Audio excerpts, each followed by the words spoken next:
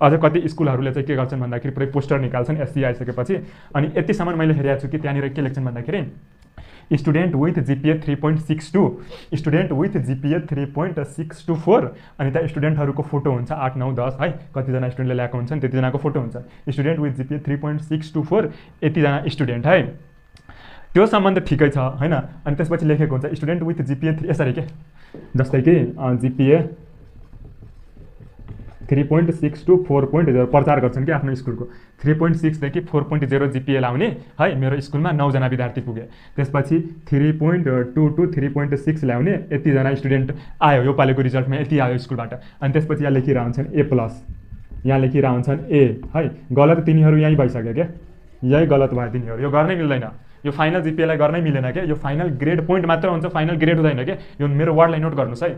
त्यसपछि अर्को कुरा, यतिसम्म त ठिकै छ, यतिसम्म त पच्छ पनि, डाइजेस्टेबल छ।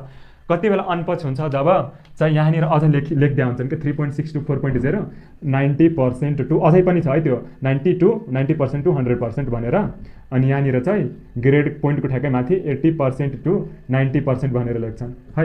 इभन म्याथ टिचरहरूले पनि यो ठाउँमा मिस्टेक गरिरहेको हुन्छन् कि सो यो पर्सेन्टेज यहाँसम्म त ठिकै थियो A+, यो नि लेख्न मिल्दैन, फाइनल ग्रेड जिपिए चाहिँ मेरो फाइनल ग्रेड चाहिँ A+ आयो भनेर लेख्न मिल्दैन। त्यही पनि ल ठिक छ, नयाँ नयाँ छ, बुझ्न गाह्रो हुन्छ, यहाँसम्म त लेख्यो ठिकै छ, तर यहाँसम्म लेखिरहेको हुन्छ कि 90% to 100%। अब के भन्ने त तपाईँहरू आफै सोच्नुहोस् है, म बढी बोलिनँ है यसरी। सो के भन्ने अबदेखि मैले सिम्पली यसको कन्क्लुजन के आयो भन्दाखेरि 2-3वटा कन्क्लुजन म दिन्छु। के दिन्छु भन्दाखेरि कहिले पनि फाइनल ग्रेड पोइन्ट मात्र भन्ने, मेरो 3.7 आयो, मेरो 3.8 आयो, मेरो A+ आयो, B+ आयो भन्ने होइन, पहिलो कुरा हो।